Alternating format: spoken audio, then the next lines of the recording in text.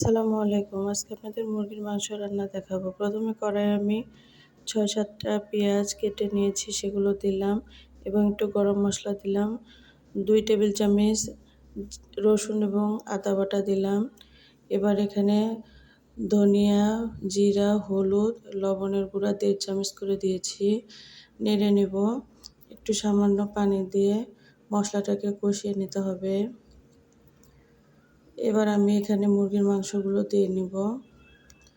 মুরগির মাংস দিয়ে একটু নেড়ে চেড়ে নিতে হবে ২ মিনিটের মতো।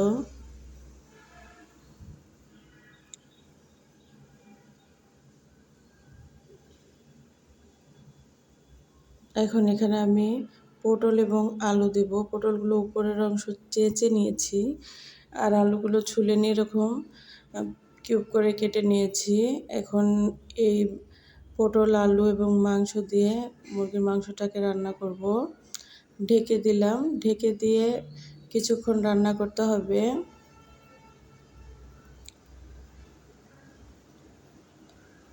এখন এখানে আমি পানি দিব মাংসগুলো কষানোর জন্য। পানি দিয়েছি, দিয়ে একটু নেড়ে নেব। আবার ঢেকে দিয়েছি।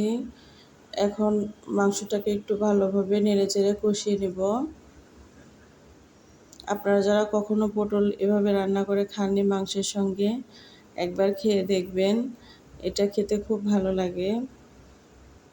পটলটার স্বাদে চেঞ্জ হয়ে যায়।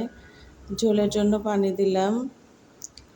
যারা পটল খেতে পছন্দ করেন না, মাংসের এই পটল দিয়ে খেতে আপনার কাছে অসম্ভব ভালো লাগবে। আমার ভিডিওটি যদি ভালো লেগে থাকে, আমার নতুন চ্যানেল, ছোট চ্যানেল, প্লিজ আমার চ্যানেলটি লাইক দিবেন এবং সাবস্ক্রাইব করবেন এবং অন্যদের দেখার সুযোগ করে দিবেন। পরবর্তী ভিডিও দেখার জন্য আমন্ত্রণ জানিয়ে শেষ করছি। সবাইকে ধন্যবাদ। আসসালামু আলাইকুম। আল্লাহ হাফেজ।